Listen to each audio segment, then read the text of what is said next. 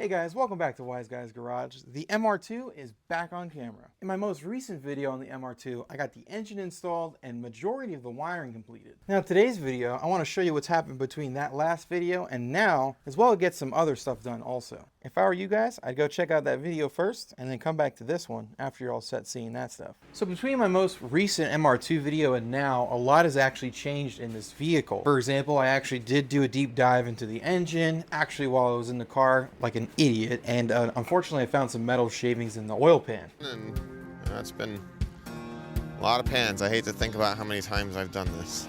And the basic idea is just that the gold's heavier than everything else, so. When I pull the oil pan, I drop the lower oil pan and the upper oil pan. If you guys aren't aware, the 2GR oil pan tire assembly is basically like a two-piece, and in the intermission between there, they just got like some Permatex or whatever you call it, Honda Bond. There's a bajillion different brands out there of these things, and I found some metal shavings inside the lower part of the oil pan, so I said, you know what, probably a good idea to check the upper part of the oil pan. Let's pop some caps off those main and crank bearings and the rod bearings as well, and surprisingly, I didn't find a single thing. Those things look brand new. This engine has 230,000 miles on it. What the game plan is just to do a fingers crossed, pretend we didn't see anything in the oil pan, replace the two little O-rings that are there that go into the front-mounted oil pump, and then the one that goes in the oil pickup tube, slap everything back together, and just do a fingers crossed. Now, for the actual updates for other things that I have installed and what we're going to be discussing in the video, is all going to be involved underneath the car. So let's get started.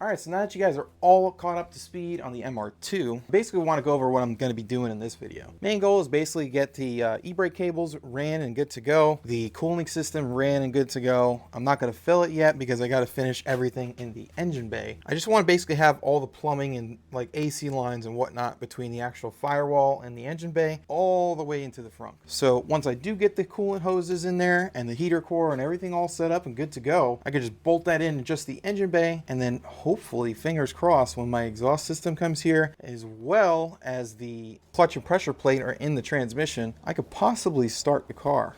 And that would be a huge goal for me, because my main goal is to get this vehicle at least somewhat running and driving by the end of this year. Now I know there's still a crap load of stuff that I have to get done on it, like for example, a windshield, but if it can actually roll and move on its own power, because I know for a fact it hasn't done that in probably 10 years. That'd be a huge goal for me. So without further ado, let's stop wasting some time and let's get started.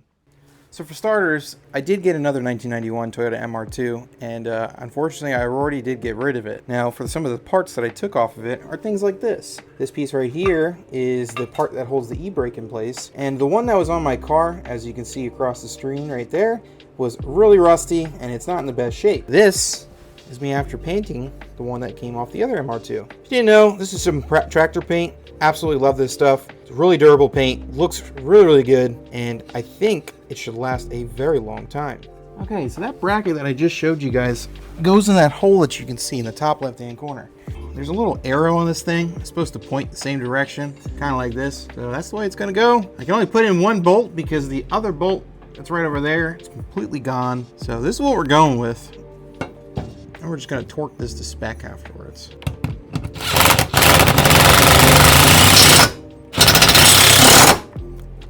Now you might think I'm stripping that, but no, it's just because the threads are so freaking rusty. It's unbelievable. As you can see right there, that nice little gold piece in this thing, this is the one I got off that other MR2. This is the one that was on my car.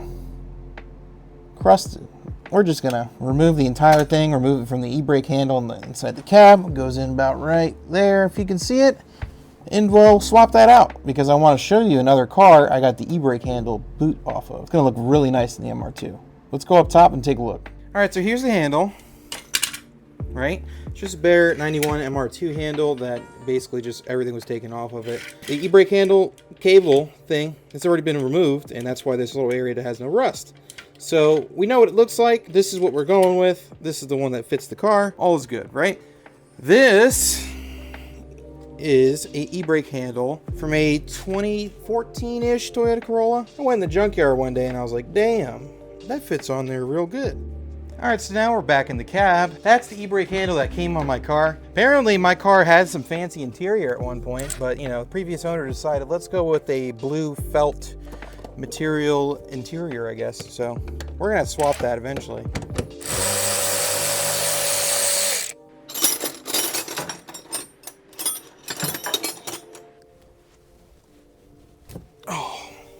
Guess they were using freaking half-inch drive impact sockets installing this crap 30 years ago. I can almost guarantee I'm gonna drop the socket. There we go.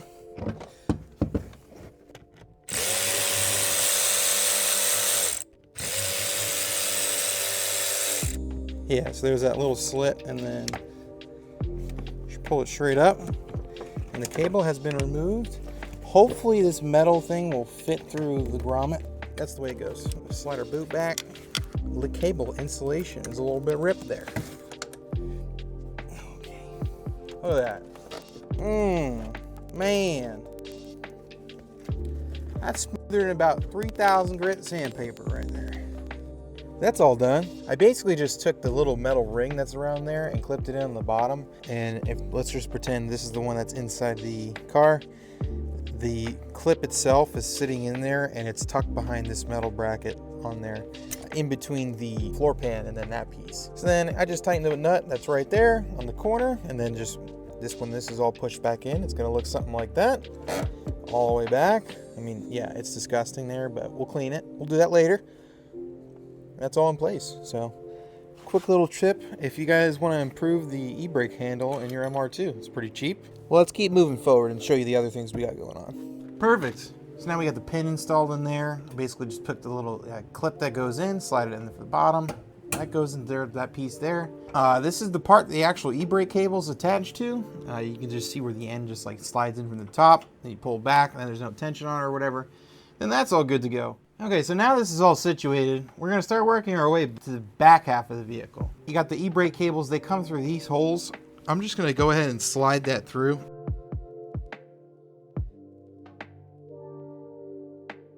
Then you can see there, it just slides into this little clip. Then you just take this thing, slide it into the slot that's there. Wait until you push it all the way down. And now you got your driver's side e-brake cable in. Let's do the passenger side. Well, they're in.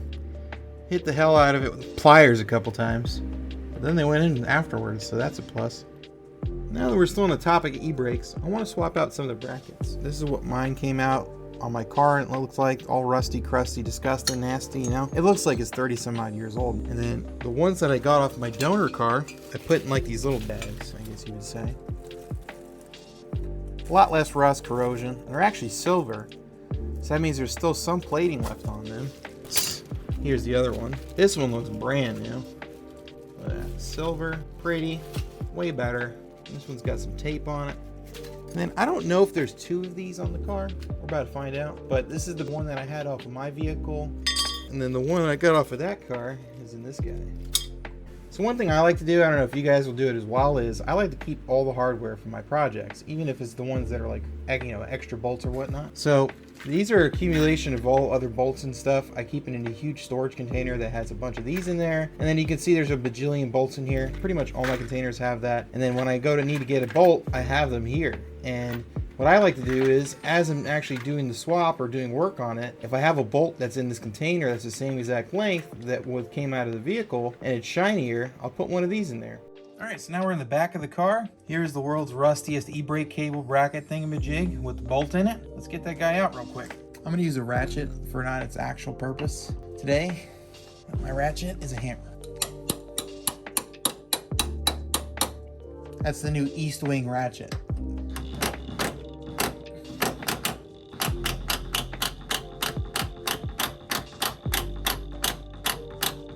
Aha! Came out with a really big fight. Perfect. All right, now to find the replacement one. All right, now before we put on the new bracket, we got to get this old one off that's right here, and then as well as this one too. I actually took it off the frame before I took it off this piece because, as you can tell, the bolt on it is just absolutely disgusting. This whole car is just a rot wagon. But anywho, in way, stuff has to get done. One thing I want to mention too is if you have a really big impact gun like this, if you use that over like a small impact that like impacts at a higher, faster rate, I feel like I have less success with those removing a very rusty fastener. And what my theory is since this has very low, slow, strong impacts, it actually is like almost like hitting it with a hammer and then releasing it that way, rather than just vibrating the bolt loose. So that's why I'm using a really big impact gun for stuff like this.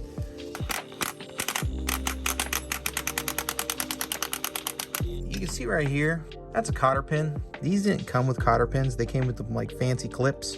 Someone's been moping around in here. The tips broke, but you know, they still work. That's why I use them for stuff like this now. There we go. All right, cool.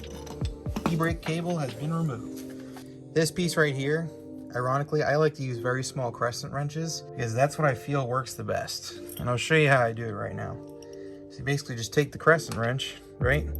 Shrink it down to the size of the C-clip right here.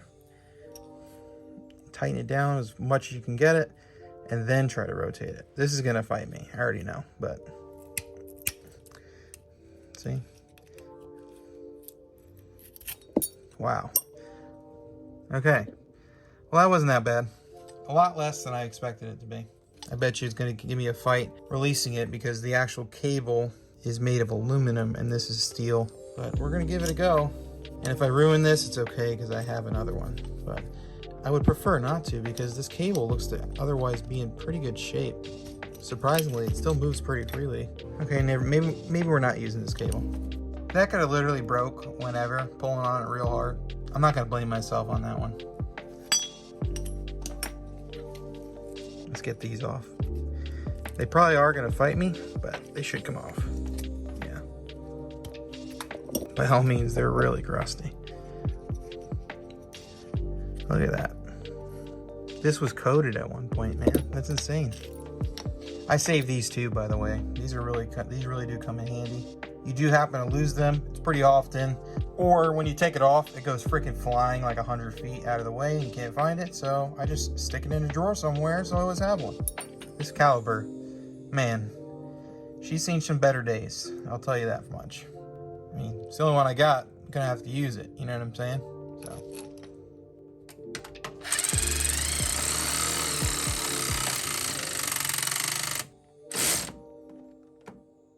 All right, so all that stuff's in now. Let's go ahead and move on to the next part.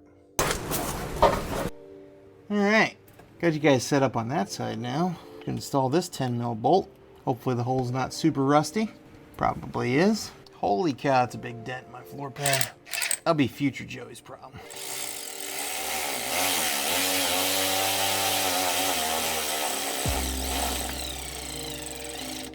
All right, it's probably a wise idea to change this heater hose that's here. I don't know if they're a common issue on these things, but you know, it's pushing 33 years old, I believe. We're on a budget, so we're gonna say it's great and keep moving forward. So before installing the AC lines, I wanted to clean them up a little bit, and as I was cleaning them, unfortunately I found a dent in the high pressure line. So right after this, we take a little deep dive and take a look at it. All right, let's see.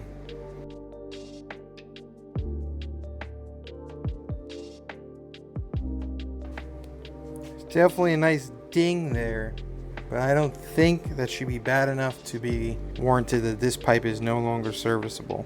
So what I'm gonna do is get some Tessa tape, rewrap this really quick, and I'm gonna put it in service. I'm gonna leave that as is. I'm gonna use this a little bit more durable Tessa tape because I have it. It's really for like wire loom and whatnot, but it should give it a really good long-lasting seal and prevent it from peeling open at any point in time.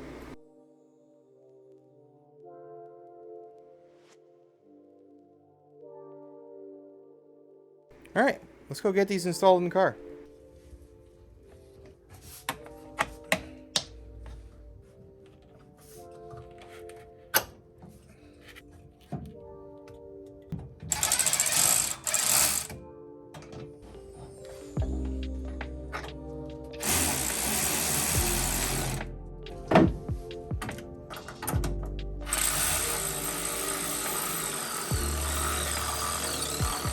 Alrighty guys, it looks like we're all set for this week's video. We got the AC lines done, we got the radiator lines done, and then we also got the e-brake cables ready to rock and roll also. For the future video, I'm thinking about maybe getting like the cross member put in there, and then also the exhaust, because I got that coming in real soon. And I also want to get the heater coil lines done in here. At that point, it should be pretty much just getting the clutch and pressure plate onto the flywheel in the engine, getting the bottom end all sealed up, and then afterwards, it should be pretty much ready to rock and roll and start it. And that's my main goal. Hopefully, fingers crossed, if I have the exhaust in there and everything else in the car, and also, you know, all that figured out, I should be able to start this bad boy. Thank you guys so much for tuning in for this week's video. I really appreciate it. Make sure you leave a like, comment, and subscribe, and I'll see you in the next one.